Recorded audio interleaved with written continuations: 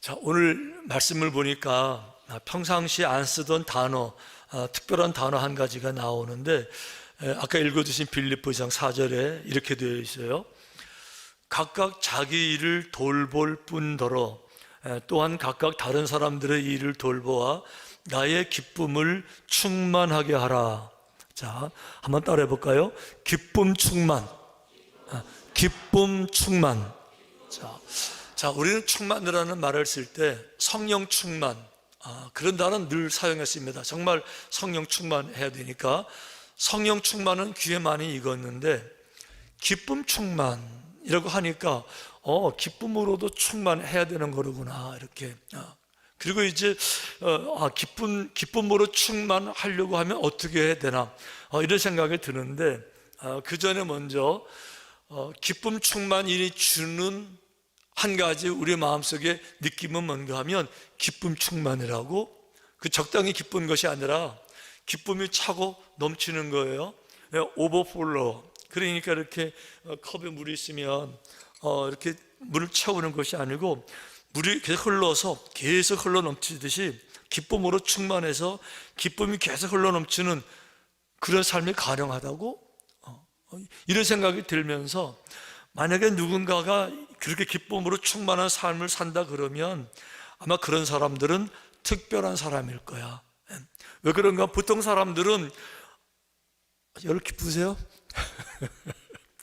기뻐야 되는데, 기쁜 일보다도 힘들고 어려운 일들이 반복되고 이런 상황에서, 아니 기쁨이 어느 정도 있다면 이해가 되지만, 기쁨이 흘러넘치는 기쁨 충만한 삶이라고, 이게 우리랑 관계없는 이야기처럼 들리기도 하고, 남의 얘기로 들리기도 하고, 더 중요한 거, 이렇게 기쁨이 충만한 삶을 살려면 무언가 특별해야 되는데, 다른 말로 말하면 완벽한 조건이 돼야, 굉장히 높은 수준의 차원에 이르는 사람들이 돼야, 환경 자체가 완전하고 완벽한 그런 상황에서 기쁨이 충만한 거지, 일상적으로 우리 가운데 무슨 기쁨이 충만할, 이렇게 어떻게 넘치는 기쁨으로 기쁨이 충만할 수가 있을까, 이런 생각, 오해예요.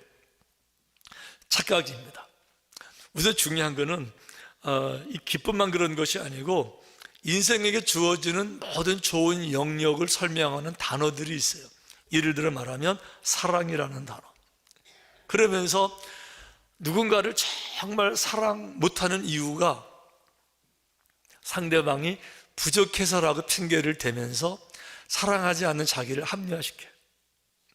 그리고 내가 정말 사랑하려면 어느 정도 수준도 맞아야 되고, 좀 아름다운 고귀함도 있어야 되는데, 내가 사랑하기에는 너무 이렇게 차원이 안 맞는 것, 실망스러운 부분들이 너무 많은 거죠. 그러니까 내가 사랑이 안 돼, 이렇게 생각하는 분도 간혹 있을 수 있고요. 또 다른 단어가 있죠. 행복이라는 단어. 진짜 행복할 수가 있을 텐데, 우리 행복이라는 단어가 너무 중요한 단어이기 때문에 행복이를 정말 느끼려고 할 것 같으면 거기에 맞는 수준에 이르는 사람들이 행복을 누리는 거지, 우리가 뭐 별로 특별한 것도 아니고 이렇게 미완성 부족한 게 이렇게 많은데 우리가 뭐 진짜 행복을 느낄 수 있어? 이렇게 행복이라든지 사랑이라든지, 그리고 오늘 말하는 기쁨이라든지 이런 단어들을 말하게 되면, 그런 사람들은 특별한 조건, 특별한 공동체에 임한다고 착각을 하는데, 여러분 그거 순도 100% 착각이에요. 절대 그렇지 않아요. 왜 그런가 하면, 역사 이래, 이 세계사 모든 역사 이래 완벽한 조건을 가진 공동체는 하나도 없습니다. 완벽한, 완전한, 모든 문제가 없는 그런 아주 온전한 공동체는 존재하지를 않는 이유가 왜 그런가 하면, 공동체를 이루는 사람들 자체가, 사람 구성원 한 사람 한 사람 자체가 완벽한 사람이 한 명도 없어요. 성경에서 말하는 것은 의인은 없나니 한 명도 없느니라 그랬잖아요. 그러니까 사람이 완벽해야, 구성원이 완벽해야 완벽한 사람들이 모인 공동체가 완벽할 텐데, 완벽한 구성원이 한 명도 없고 다 부족한 사람들이 모인 공동체가 어떻게 완전할 수가 있겠어요? 이런 시각으로 성경을 보면요, 성경에 소개되는 모든 공동체는 우리들로 하여금 희망을 준다든지 긍정적인 판단을 주는 것이 아니고 다르게 실망스러운 공동체의 모습을 몽땅 다 100%, 120%다 가지고 있어요. 우선 여러분 보세요. 그 야곱의 가족만 해도 보세요. 야곱의 가족들이 애굽으로 이주한 사람들이 70명 정도 되는데 야곱의 가족이 행복했어요? 거기 진실함이 있습니까? 그 위에 10명의 형제들이 요셉을, 친동생 요셉을 애굽 노예로 팔잖아요. 이런 가정이 어디 있어요? 그러니까 이 야곱의 가정부터도 이게 온전함이 아니고요, 정말 상상할 수 없는 이런 가정이고요. 여러분 모세의 회중을 보세요. 200만 명의 애굽을 탈출했습니다. 여호와의 능력이에요. 그러면 감격해야죠, 감사해야죠, 할렐루야 찬양해야 되는데요, 홍해바다가 갈라진 거예요. 와, 기적을 봤습니다. 그 영광을 돌려야 되잖아요. 안 그랬어요. 홍해바다가 갈라지는 기적을 보면서도, 그러면서도 물이 없으면은 물이 없다, 모세를 죽이자, 애굽으로 돌아가자, 뭐 이렇게 했고요. 물을 주니까 이번에도 음식이 없잖아요. 음식이 없다, 모세를 죽이자, 애굽으로 돌아가자. 또 만나를 줬잖아요. 그 만나만 먹다 보니까 또 이제 고기가 먹고 싶잖아요. 고기가 없다, 모세를 죽이자, 애굽으로 돌아가자. 이거 끝까지 하는 민족이 모세의 회지. 뭐가 거룩해요? 뭐가 수준 이상이에요? 뭐가 완벽해요? 전혀 그렇지 않아요. 가나안 땅에 들어간다면 완벽했습니까? 가나안 정착시대, 성경에 나오는 열왕기 상하, 역대 상하, 그 왕들의 비행, 왕들의 악행이 얼마나, 그러니까 우상 숭배하면서 간음하고 세상 짝짓고 패역하고 수많은 선지자를 보내서 돌아오라고 이사야를 보내시고 예레미야 보내시고 호세, 아모스, 말라기 다 보냈지만요, 왕들이 끝까지 안 돌아와요. 백성들 끝까지 안 돌아옵니다. 그러니까 한 번 이스라엘 백성들은 하나님 앞에서 완전한 적이 한 번도 없었어요. 신약으로 오면 뭐 좀 낮았을까요? 신약 성경도 똑같습니다. 한 번은 5,000명의 군중들이 모였는데 예수님 말씀 들으러 모였어요. 예수님 기뻐하신 게 아니고요, 5,000명이 모이긴 모였는데 그 모인 의도가 뭡니까? 말씀 듣는 것이 아니라 떡 먹으러 모인 거예요. 예수님께서 전혀 기뻐하지 않으시고요, 다 흩어 보내시군요, 다시 거기 가지도 않으셨어요. 자, 이렇게 말씀을 드리면, 그 사람들은 군중들이니까 그렇지. 여러분, 12명의 제자 그룹은 온전했어요? 12명의 제자 그룹 정말 소수 정예잖아요. 12명이잖아요. 이것도 온전한 게 아니고요, 예수님 거의 사역 마지막 부분에 이르렀는데 요한과 야고보의 어머니가 와서 그런 얘기 하잖아요. 주님, 당신의 때가 이르렀다고 말씀을 들었는데 당신의 때가 정말 되면 내 아들 둘, 하나는 오른쪽에 왼쪽에 앉혀주세요. 이래가지고 소문 나가지고요, 다 그냥 그 서로 싸우고요, 그 안에서. 그리고 예수님이 딱 12명 제자밖에 없는데 그 속에서 예수님이 뭐 이렇게 배반하고 세 번째 부인하고 예수님 제자 그룹을 온전했어요. 자, 초대교회 모습을 좀 보세요. 예루살렘 교회입니다. 막 부흥이 좀 되니까 부흥된다고 하면서 부재한다고 하면서 니파, 네파, 히브리파, 헬라파 갈라져가지고 서로 싸우고, 이게 뭐야? 그러니까 아니 여러분, 이 땅의 최초의 공동체는 에덴 동산에 있었던 아담과 이브의 가정이었었어요. 딱 둘밖에 없었어요. 행복했어요? 천만의 말씀, 그 속에서 막 저 여자 때문에 어쩌고 저쩌고 서로 싸우고요, 그 집에서 난 큰아들이 둘째 아들 동생을 돌로 쳐 죽이고요. 첫 번째 가정, 첫 번째 공동체. 여러분, 놀라운 거는 한 번도 공동체는 완벽해 본 적이 없었어요. 온전해 본 적이 한 번도 없어요. 그러면 공동체만 그럴까? 사람도 보세요. 우리 아브라함을 믿으며 조상이라고 존경하지만 아브라함 여러분 허물이 없습니까? 아브라함 시시하게 거짓말로 살아남은 사람이잖아요. 툭 하면 자기 아내를 누이라고 속이면서 이게 아브라함 모습이잖아요. 모세 훌륭하지만 뭐 문제가 없어요. 사람 죽이고 광야를 쫓겨가서 40년 동안, 그게 뭐 존경스러운, 흠을 따지면요, 노아 할아버지의 방주를 지고 훌륭하지만 나중에 술 잔뜩 먹고요, 술 취해가지고 그냥 옷 다 벗고, 이게 뭐가 존경스러운 모습이에요, 여러분? 사울 왕도 보세요. 왕 되기 전에는 잘하다 왕 되니까 그만해가지고 비참하게 끝나고요. 다윗 왕도 골리앗은 이겼지만은 결국 마지막 어떻게 됩니까?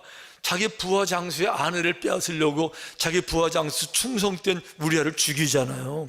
뭐가 훌륭해요? 다 정말 보통 사람도 안 할 그런 모습들을 다 가지고. 여러분, 베드로는 허물 없어요. 베드로 주님을 3번씩이나 부인하고 이렇게 보니까 어느 인간도, 다시 처음으로 돌아갈게요. 완전해야 행복을 누리고 온전해야 기쁨을 가질 수 있고 이런 거 다 착각이에요. 왜 그런가 하면 온전한 사람은 한 명도 없어요. 완전한 사람은 한 명도 없습니다. 더 중요한 거, 성경에 보니까 많은 사람들이 자기 스스로를 바라보는 자화상을 가지고 있는데, 보세요. 자화상 이런 모습이에요. 야곱은요, 자기를 지렁이라고 불렀어요. 하나님, 나는 지렁이입니다. 자기 스스로. 아브라함은요, 자기를 하나님, 나는 티끌입니다 라고 불렀어요. 모세는요, 하나님, 나는 인간들은 나는 먼지입니다 라고 불렀어요. 욥은 자기를 향해서 하나님, 나는 벌레입니다 라고 불렀어요. 바울은 자기를 향해서 하나님, 나는 질그릇입니다, 깨지기 쉬운. 그러니까 이게 인간의 진면목이에요. 중요한 거는 하나님 우리에게 주시는 아름다운 많은 요소들이 있습니다. 행복이라는 거, 기쁨이라는 거, 사랑이라는 거, 좀 더 나가 볼게요. 심지어는 은혜라는 거. 은혜가 뭐죠? 하나님이 가지고 계신 가장 고상한 성품이 은혜세요. 그 은혜를 받으려면 거기 합당한, 우리도 완전하게 온전한 사람들이 받아야 되는 거 아니에요? 성경은 은혜를 주실 때 완벽을 조건으로 걸은 적이 없어요. 행복을 주실 때 온전함을 조건으로 주셔본 적이 없어요. 기쁨을 명령하실 때 완벽을 조건으로 주신 적이 없었어요. 그런 거는 아무런 관계가 없어요. 하나님이 가장 귀한 걸 주실 때, 그것이 행복이든 은혜든 기쁨이든 사랑이든, 이걸 주실 때 완벽이나 조건이나 환경이 아니라 자격이 없어도 자격과 전혀 무관하게 그냥 주시는 것이 하나님의 은혜이고 사랑인 줄로 믿습니다. 로마서는 이렇게 말하고 있어요. 우리가 아직 죄인 되었을 때에 그리스도께서 우리를 위하여 죽으심으로 하나님께서 우리에 대한 자기의 사랑을 확정하셨느니라. 그러니까 사랑을 받으려면 사랑을 주기엔 너무 모자란 당신, 사랑을 받기엔 당신 너무 시시한 존재, 이런 게 아니고 사랑은 상대방의 자격과 관계없이, 그분의 됨됨이와 관계없이 얼마든지 줄 수 있고 또 주어야 되고, 주는 것만이 사랑이고. 왜 그렇죠? 사랑의 능력 한 가지는, 사랑은 모든 허물을 덮기 때문에 그래요. 사랑은 모든 단점을 덮기 때문에 가능한 거예요. 사랑만 그럴까요?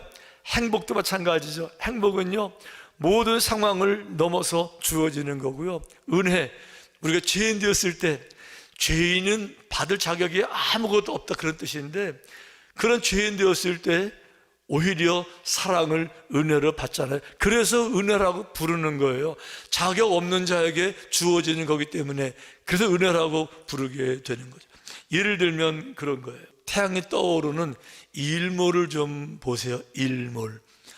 많은 사람들이 그 태양에 떠오르는 일몰을 보려고 강릉까지 가는데, 강릉 가지 않아도 원주도 볼 수 있어요. 원주에서도.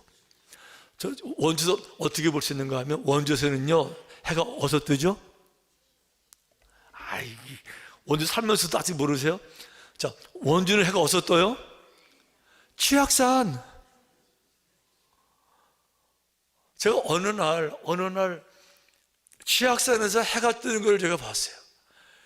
이야, 너무, 바다에서 떠오르는 태양도 이쁘지만 산에서 떠오르는 태양도 너무 이쁘더라고요. 야, 한번 보세요, 여러분. 그리고 그게 별로 이쁘지 않은 분들은요, 거울을 갖다가 거울에 비추어서 산을 보세요. 이렇게 떠오르는. 그러면요, 완전 그림이에요. 그거 이렇게 거울로 보면요. 근데 여러분, 그거 아세요? 태양이 뜰 때 조건이 없다는 거, 거리가 깨끗하게 청소가 되어져 있어야 하고, 거기에 거지들이 없어야 되고, 죽은 나무가 없고 그런 데만 태양 떠요? 여러분, 태양이 뜨는 거는요 조건이 없어요. 저 아프리카에도, 가난한 나라에도 태양 뜨고요, 저 인도처럼 그냥 뭐 복잡하고 뭐 소똥으로 도로가 더럽고 사람들 빽빽하고 그냥 매연 가득한 거기도 태양 뜨고요, 거기도 전쟁하는 우크라이나 거기도 태양 뜨고요. 무슨 얘기입니까? 가장 고귀한 태양은 조건 환경이 있는 게 아니에요. 그런 것이 아니라 그냥 다 주어지는 거예요. 주어지는 거예요. 기쁨도 마찬가지죠. 기쁨 충만이요, 특별한 사람들이나 기쁨을 충만하게 누리는 거지 그거 아니고요. 환경과 관계없이 기쁨은 선택이에요. 기쁨은 선택이에요. 기쁨은요 깨달음입니다.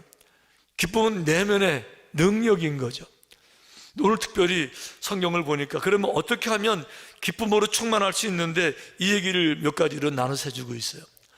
어떻게 하면 기쁨이 충만할 수 있는데 하고 보니까 첫째가 뭔가 하면, 남을 나보다 낮게 여길 때, 즉 남을 나보다 높게 여길 때 거기에 기쁨이 있다. 아무 일이든지 다툼이나 허영으로 하지 말고 오직 겸손한 마음으로 각각 자기보다 남을 낮게 여기고, 그러니까 다른 사람들을, 모든 사람들을 나보다 훌륭하게 생각하라는 거죠. 다 내가 위에서 그것도 못하는 사람들이 뭐 이렇게 째려보고 낮춰보는 것이 아니라 자기보다도 훌륭한 사람으로 정말 그렇게 생각하라는 거. 할렐루야. 근데 우리는 사실은 이 부분이 잘 안 돼요. 왜 그런가 하면 다른 사람들을 바라보면서 나보다 훌륭하게 여기는 게 굉장히 어려워요. 왜 그런가 하면 다른 사람들에게 장점들은 우리 눈에 잘 안 들어와요. 장점들이 눈에 들어올 때는요 기쁨으로 받아들여지는 것이 아니라 질투로 받아들여지기도 하고, 사촌이 땅을 사면 배가 아프기도 하고, 이래서 그냥 지나갈 때가 많은데 단점은 금방 들어와요. 단점은요 이렇게. 왜 그런가 하면 단점을 딱 느끼는 순간에 내가 상대방보다 훌륭한 것 같아요. 왜? 나는 그런 게 없으니까, 그런 실수가 없으니까, 그렇게 안 하니까. 그러니까 내 눈에 보이는 다른 사람의 실수, 내 눈에 보이는 다른 사람의 2% 부족한 것들, 그런 것을 판단하면서 그 사람들 깔보고 그것도 모자르고 그것도 못하고 이렇게 이상하고 생각이 짧고, 그러면서 다른 사람을 무시하고 그러는 대로, 그거 아세요? 눈에 보이는 거는 빙산의 일각이라는 거. 빙산은 항상 눈에 보이는 부분은요 수면 위로 올라온 부분은 10분의 1밖에 안 돼요. 눈에 보이는 조금, 거기 한두 가지 실수, 이거를 보면서 나보다 못한 사람이라고요. 천만의 말씀. 눈에 보이지 않는 물속에 있는 10분의 9, 거기에 숨어있는 그 사람의 장점, 그 사람의 능력, 그 사람의 성실함, 그 사람의 신실함, 그 사람의 눈물, 이거는 우리 눈에 보이질 않아요. 볼 능력도 없어요. 다만 눈에 나타나는 한두 가지 실수, 그걸 가지고 인생 전체를 폄하하면서 우월감을 느끼는 거, 이게 얼마나 어리석은 거예요. 그러니까 성경의 말씀은 절대로 함부로 남들 깔보지 말고, 흉보지 말고 당신보다 훌륭하게, 정말 나보다 낮게 훌륭하게 생각하라. 할렐루야. 할렐루야. 저는 오늘 이 설교 준비하면서 제가 이 설교 말씀을 설교도 하지만 제 마음판에 깊게 새겨야 되겠다, 이런 마음 가지고 지금 설교를 하고 있는데, 이게 정말 너무너무 중요한 얘기 같아요. 제 마음속에서 교만하면 주면 우쭐함, 교만한 마음에 주는 우월감, 좀 있다가 낭패 실망으로 그만 떨어질 이런 거 아니고, 끊임없이 인생 가운데서 기쁜 삶을 살 수 있는 방법은 모든 사람들은 나보다 훌륭하다, 이 생각을 정말 가질 수 있다 그러면은 성경 말씀처럼 기쁨으로 충만한 삶이 될 줄로 믿습니다. 두 번째는 성경이 이렇게 말해요. 다른 사람의 일을 자기 일처럼 돌볼 때, 내 일이 아닙니다. 다른 사람의 일들을 자기 일처럼 돌볼 때 그때 기쁨이 충만하대요. 아까 읽었던 본문에 각각 자기 일을 돌볼 뿐더러 또한 각각 다른 사람들의 일을 돌보아 나의 기쁨을 충만하게 하라. 자, 무슨 뜻인가 하면요, 각각 자기 일을 돌볼 뿐더러, 이게 당연하다는 거죠.